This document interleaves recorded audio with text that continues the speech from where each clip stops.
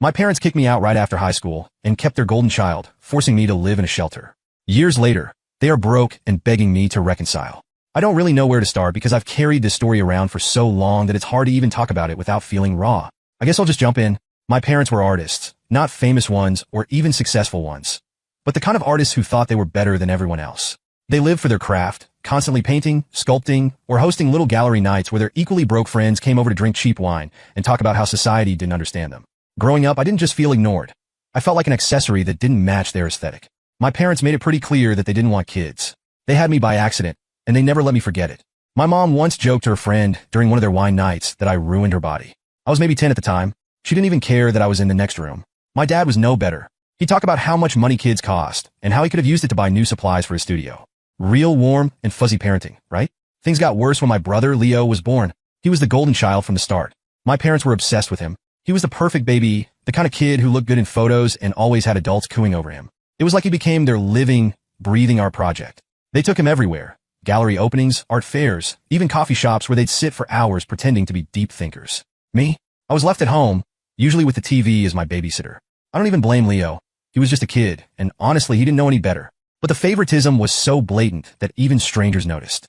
At one of their art showings, a lady asked my mom why I wasn't in any of the family photos on display. My mom just laughed and said, "She's not very photogenic." That one stuck with me for years. It wasn't just the photos either. My parents would constantly criticize me, whether it was my weight, my clothes, or even the way I walked. My mom once told me I ruined the family's look because I was too awkward. I started avoiding mirrors because I hated what I saw and hated how they made me feel about myself. I wasn't pretty. I wasn't graceful.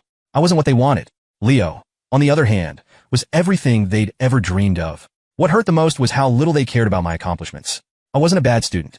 Actually, I was pretty good. I got mostly A's and even won a couple of writing contests. But my parents never showed up to parent-teacher conferences or school events. When I showed my mom one of my awards, she just glanced at it and said, "That's nice. Put it on the fridge or something." Meanwhile, when Leo drew a stick figure, they'd gush about how he was going to be the next Picasso. By the time I was a teenager, I'd given up on trying to impress them. They didn't care, so why should I? I started spending most of my time in my room, reading or watching movies. I try to avoid being around them as much as possible because every interaction just made me feel worse about myself. It wasn't like I had anywhere else to go. My parents didn't have any close friends who had kids, and I wasn't allowed to go out much. They'd say it was because they didn't want me getting in trouble, but I think they just didn't want to deal with the inconvenience. Holidays were the worst. Christmas was basically a non-event in our house. When I was around 10, I begged my parents to get a Christmas tree, and they finally caved and bought one of those cheap fake ones. After that, it became my job to set it up every year. They didn't even bother putting up decorations. They'd just give me some cash and say, "Buy whatever you want for yourself." Birthdays were the same. They'd hand me money and tell me to go pick something out. No cake, no party, not even a happy birthday most of the time. Leo, of course, got the full treatment. My parents would throw these elaborate birthday parties for him, complete with custom decorations and expensive gifts. One year, they even hired a magician. I remember sitting in my room during one of his parties, listening to the laughter and music downstairs, and wondering why I wasn't good enough for that kind of attention. It wasn't just about the presents or the parties. It was the way they treated me, like I was an outsider in my own family. They didn't care about my feelings, my needs, or my future. When I turned 16, I thought maybe I could finally connect with them. I asked if I could help out at one of their gallery events, just to feel like I was part of something. My mom laughed and said, "We don't need help, sweetheart, but thanks." That was her nice way of saying no. My dad was more blunt. "You're not really the vibe we're going for." That hurt more than I can even explain. I wasn't the vibe? What did that even mean? I wasn't asking to be a centerpiece. I just wanted to feel included for once. But they didn't want me there. I wasn't pretty enough, thin enough, or cool enough to fit into their artsy world. By the time I graduated high school, I was done trying. I'd already started working part-time at a grocery store to save up money because I knew what was coming. My parents made it clear that I wasn't welcome in their house after graduation. They didn't even try to sugarcoat it. My dad handed me a printed eviction notice. Yes, an actual legal document, and told me I had 30 days to figure it out. Meanwhile, Leo, who was only a year younger than me, got to stay. He wasn't even contributing anything to the household, but that didn't matter. He was their perfect son, their golden boy, and he could do no wrong. I couldn't even be mad at him. He'd grown up with their constant praise and attention, so he didn't really know any other way. But it still felt like a slap in the face. The day I moved out was one of the worst days of my life. I had nowhere to go. None of my friends had space for me, and I didn't have enough money for a deposit on an apartment. I ended up at a women's shelter, sharing a room with 3 other people. It wasn't ideal, but it was better than sleeping on the street. For the first time in my life, I was completely on my own. No family, no safety net, no one to lean on. It was terrifying, but at the same time, it was almost freeing. My parents had thrown me out like I was trash, but at least now I didn't have to live under their shadow anymore. Little did I know, that was just the beginning of the fight for my own life. Moving into the shelter was surreal. I hadn't expected much when I got there, and honestly, that was probably a good thing. The building was old, with peeling paint and creaky floors, but the people were kind in a way I wasn't used to. The staff didn't ask for details unless I wanted to share, and the other residents didn't pry. Most of us were just trying to keep our heads above water. I shared a room with 3 other women. It was cramped and privacy was almost non-existent, but at least I had a bed. I wasn't sleeping in the cold or on a park bench. The shelter provided meals too, simple stuff like canned soup or pasta, but it was warm and it filled my stomach. It wasn't much, but it felt like more care than I'd gotten from my parents in years. The shelter had rules though. We had to be out during the day, either looking for work or attending appointments, which was tough because I didn't even know where to start. I had no savings left after my parents had kicked me out, no work lined up, and no idea how to navigate adult life. The shelter had a resource center with donated clothes and job postings pinned to a corkboard. I spent hours there every day, sending out applications for anything I thought I could handle. Other women at the shelter were the closest thing I had to a support system. Some were older women who had escaped bad marriages or lost their homes. Others were younger, like me, trying to figure out how to survive on their own. I didn't talk much at first. I was too embarrassed, too ashamed of how I'd ended up there. But one of the older women, Maria, took me under her wing. She told me her story, a brutal tale of being left with nothing after her ex-husband drained their bank accounts. And it made me realize I wasn't alone in feeling betrayed by people who should have cared for me. It was Maria who encouraged me to reach out to my family. Not your parents, she said firmly, but anyone else who might help. Sometimes people surprise you. At first, I resisted. My parents had made it clear that I wasn't welcome in their lives, and I didn't want to hear more rejection. But one night, when the shelter was quiet and I couldn't sleep, I dug out the old phone I'd barely been using. I remembered hearing my mom mention Aunt Rebecca once when I was younger. She called her practical in a tone that made it sound like an insult. That's when I realized Rebecca might be exactly the kind of person I needed. I didn't have her number, but a quick search online turned up her work information. She was a nurse at a hospital a couple of states away. I hesitated before dialing, staring at the screen and wondering if she'd even remember me. When she answered, her voice was brisk, professional. "This is Rebecca." I stammered out my name and explained who I was. For a moment, there was silence, and I braced myself for her to hang up. Instead, she said, "Oh my God, are you okay?" That simple question nearly broke me. I hadn't heard genuine concern from an adult in years. I told her everything. How my parents had kicked me out, how I'd ended up in the shelter, and how I had no idea what to do next. She didn't interrupt or ask too many questions. When I was finished, she said, "You don't have to go through this alone. I'm coming to get you." True to her word, Rebecca showed up at the shelter 3 days later. She didn't come empty-handed either. She brought a suitcase full of clothes in my size, toiletries, and even a box of snacks. She hugged me like she hadn't seen me in years, which I guess was true. I hadn't realized how much I'd missed being hugged. The car ride to her house was a blur. I was exhausted but relieved. Rebecca lived in a modest 2-bedroom house in a quiet neighborhood. It wasn't fancy, but it was cozy and warm, with mismatched furniture and framed photos of her and her dog, a chubby golden retriever named Max. She told me to settle into the guest room, which had fresh sheets on the bed and a stack of books on the nightstand. For the first time in months, I slept without worrying about what tomorrow would bring. Rebecca didn't waste time getting me back on my feet. She was the kind of person who believed in action, not just words. She helped me set up a budget, opened a joint account with me, so she could teach me about saving, and even took me shopping for professional clothes so I could go to job interviews. "Don't think of this as charity," she said. "Think of it as an investment. You'll pay it forward someday." Through her connections, I landed a part-time job at a local bookstore. It wasn't glamorous, but it was steady, and I loved being surrounded by books all day. Rebecca also encouraged me to enroll in community college. She said education was the key to independence, and she was right. I started taking night classes, balancing work and school, and for the first time in years, I felt like I was building something meaningful.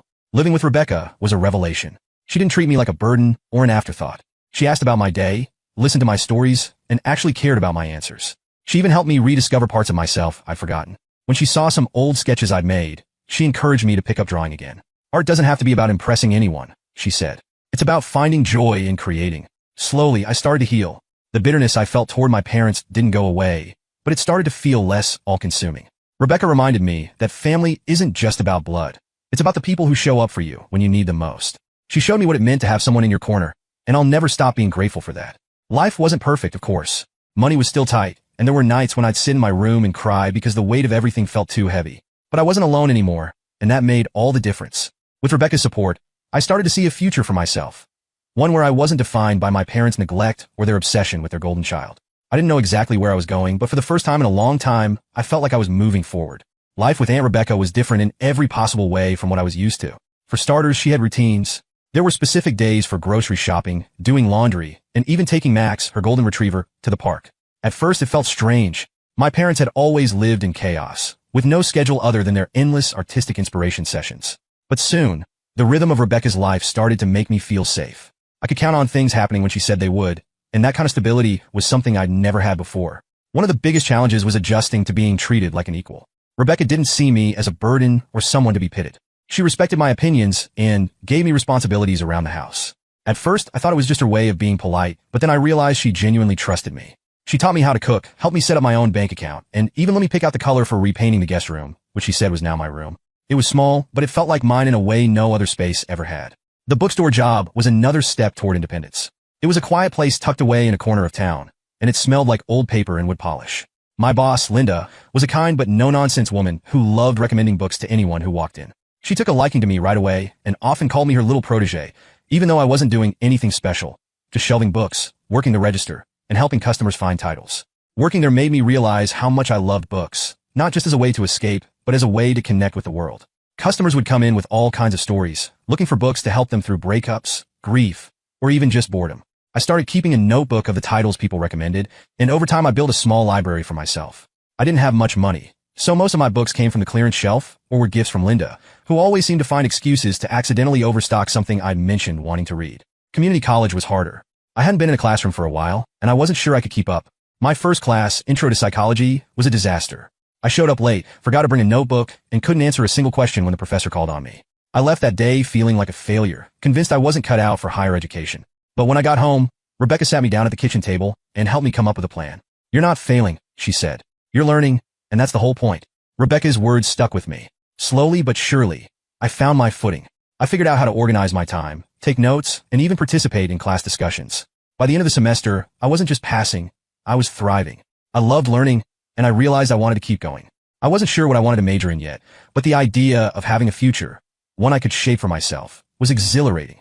One of the most surprising things about that time was how much support I received from people outside my immediate circle. Linda would let me take extra shifts when I needed more money, and some of the women from the shelter even stayed in touch, cheering me on from afar. It was like I'd stumbled into this network of kindness and encouragement that I'd never known existed. Not everything was smooth sailing, though.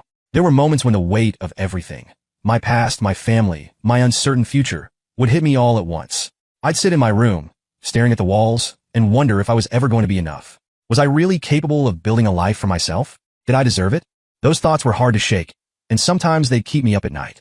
Rebecca always seemed to know when I was struggling, even if I didn't say anything. She had this uncanny ability to check in at just the right time, usually with a cup of tea or a plate of cookies. "You don't have to do this all at once," she'd remind me. "One step at a time. That's how you climb a mountain." It became a kind of mantra for me, something I'd repeat to myself on the tough days. As I settled into this new chapter of my life, I started thinking about my parents less and less. They hadn't reached out since kicking me out, and honestly, I didn't expect them to.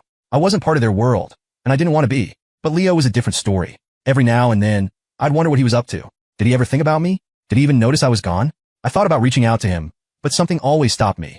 Maybe it was fear, or maybe it was the nagging feeling that I wouldn't like the answers I got. One day, while organizing some of Rebecca's old photo albums, I found a picture of her and my mom from when they were kids. They looked so different from the people I knew, happy, carefree, and inseparable. It made me wonder what had gone wrong between them. Rebecca didn't talk about my mom much, but I could tell there was a lot of hurt there. "She wasn't always like this," Rebecca said when I asked.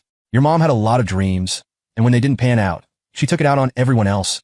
That explanation didn't make me forgive my mom, but it did make me see her in a different light. She wasn't some untouchable figure. She was just a flawed, fragile person who didn't know how to handle her failures.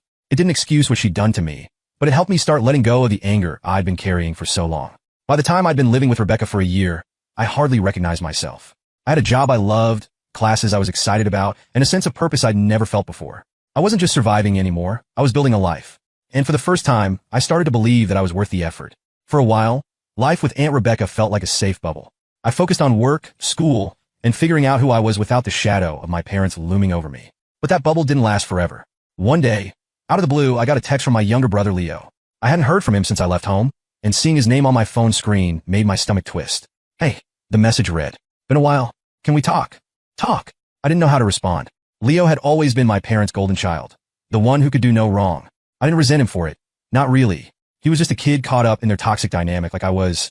But when they kicked me out and let him stay, it felt like a confirmation of everything I'd always feared, that I didn't belong, that I wasn't good enough. After staring at the message for far too long, I finally replied. "What do you want to talk about?" His answer came quickly.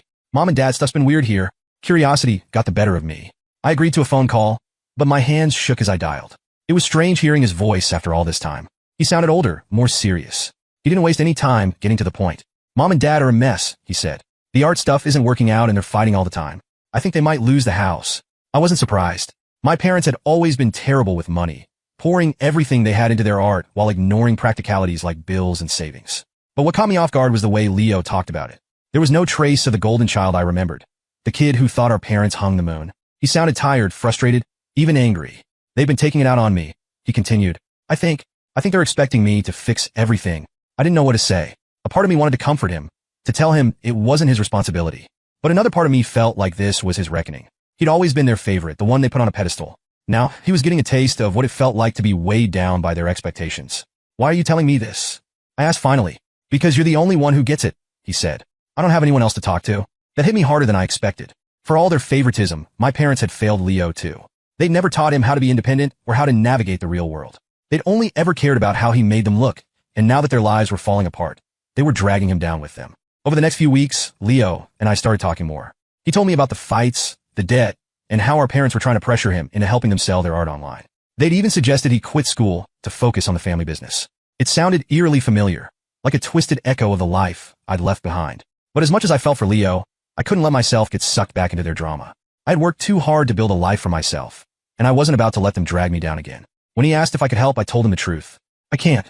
They made their choices, and they have to deal with the consequences. Leo didn't take it well. He accused me of abandoning him, of being selfish. It hurt, but I stood my ground. You're not a kid anymore, I told him. You have to decide what kind of life you want. Don't let them make that choice for you. Our conversations became less frequent after that. I missed him, but I knew I'd done the right thing. My parents had already taken so much from me. I couldn't let them take more. Then one day, I got a call from Aunt Rebecca while I was at work. Her voice was tense. Your parents showed up at my house, she said. My heart sank. What? They said they were looking for you. They wanted to reconnect. Her tone made it clear she didn't buy their story. I felt a mix of anger and panic. I hadn't told my parents where I was living, and I couldn't believe they'd stooped to dragging Rebecca into their mess. What did you tell them? I asked. I told them to leave and not come back, she said firmly. But I think you should be prepared. They're desperate. That word stuck with me. It explained everything. Their sudden interest in me, their attempts to use Leo, even their willingness to show up at Rebecca's door uninvited. Their world was crumbling, and they were grasping at straws. I decided to take action before they could make things worse. I got new locks for the house and set up security cameras, something Rebecca insisted on helping with. They're not going to bully their way into your life again, she said. Sure enough, a few days later, my parents tried to contact me. First, it was a string of emails filled with flowery language about family ties and starting fresh. When I didn't respond, the tone shifted. They accused me of being ungrateful, of abandoning them in their time of need. It was textbook manipulation, and I refused to fall for it. Eventually, they showed up at my house. I didn't let them in. I stood on the porch, blocking the door, and told them to leave. My mom tried to guilt-trip me, going on about how hard things had been for them. My dad just stood there, scowling like he couldn't believe I was standing up to them. You owe us, my mom said at one point. We raised you. We gave you everything. Everything? I snapped. You kicked me out and left me in a shelter. You gave Leo everything, not me. She opened her mouth to argue, but I cut her off. I don't owe you anything. Now get off my property before I call the police. They left, but not before my mom gave me one last parting shot. You'll regret this. Family is all you have. But that wasn't true. I had Rebecca. I had the friends I'd made at work and school. I had myself. Family isn't about blood. It's about who shows up for you. And my parents had never shown up for me. As I watched them drive away, I felt a strange mix of sadness and relief. Part of me wished things could have been different, that they could have been the parents I needed. But another part of me knew that letting them go was the only way to move forward. I had built a life without them, and I wasn't about to let them tear it down. After the confrontation with my parents on the porch, I thought I was done with them. I'd made my boundaries clear, and for a while, it seemed like they were going to respect that. Weeks went by without any contact from them.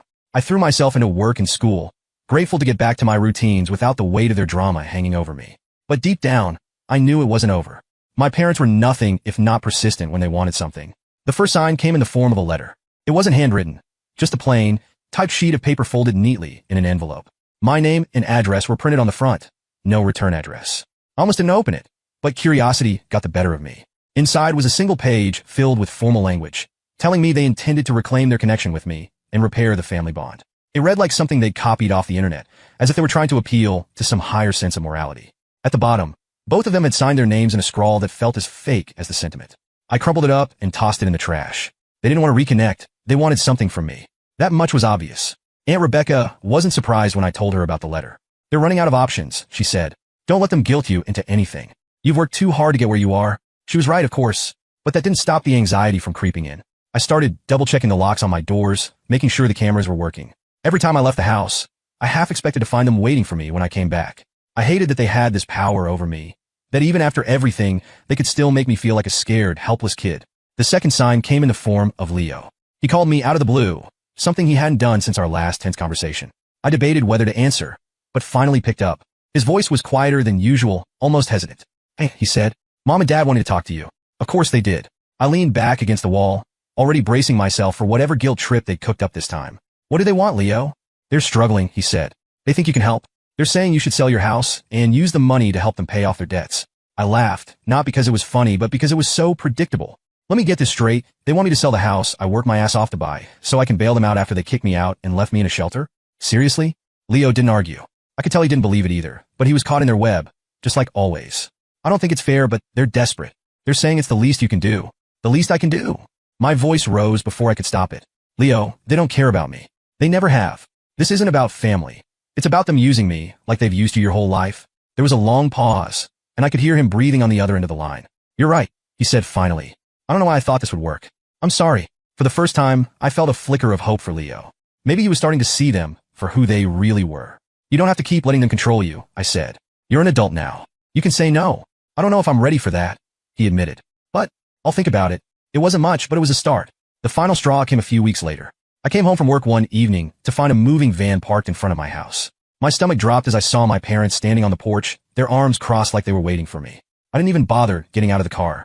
Instead, I grabbed my phone and called the police. When the officers arrived, my parents tried to play the victim. My mom started crying, saying I'd invited them to move in and then changed my mind. My dad stood there, arms folded, claiming they had a verbal agreement with me. I stayed calm, explaining that they were trespassing and that I had no intention of letting them stay. Thankfully, the cameras I'd installed caught everything. Their arrival, their attempts to break in, even their argument on the porch about whether I'd actually let them in. The footage shut down their lies in an instant. The police gave them a choice: leave voluntarily or be removed. My parents chose the former, but not without plenty of theatrics. My mom sobbed dramatically as she packed her things back into the van, while my dad muttered under his breath about ungrateful children. I watched from the window, feeling a strange mix of anger and relief. This was the last time they'd ever try to worm their way back into my life. After they left, I changed all the locks again, even though they hadn't gotten inside. Rebecca came over that weekend to help me install new cameras and reinforce the windows. "You've done everything right," she said. They're grasping at straws now.